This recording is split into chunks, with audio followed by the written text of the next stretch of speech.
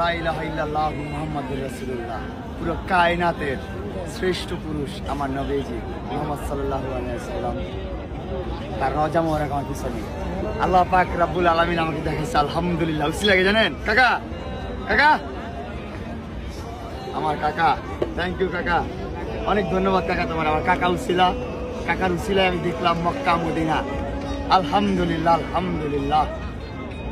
আল্লাহর কাছে আমার আর কিছু চাওয়ার নাই। আল্লাহ শুধু এখন লাইফটা সুন্দরভাবে পার করে দেখ, জীবনটা পার করে দেখ, এতটুকুতে আমি সন্তুষ্ট। জীবনে মক্কা শরীফ মদিনা শরীফে আসার আগে অনেক স্বপ্ন ছিল যেগুলো আমার লাগবেই। এখন আমার কোনো স্বপ্ন নাই। এখন কি শুধু লাইফটা পার হয়ে গেলেই হলো। আর বাবা মাকে নিয়ে আরেকটা স্বপ্ন এখন আছে, যে আমার পরিবারবর্গ নিয়ে আমি হজ করব ইনশাআল্লাহ। আমার শ্রেষ্ঠ নবী মুহাম্মদ সাল্লাল্লাহু আলাইহি সাল্লামের রওজা মোবারক করে যাবে একটু পরে আমি। আলহামদুলিল্লাহ, আল্লাহ পাক সবাইকে তৌফিক দান করুক।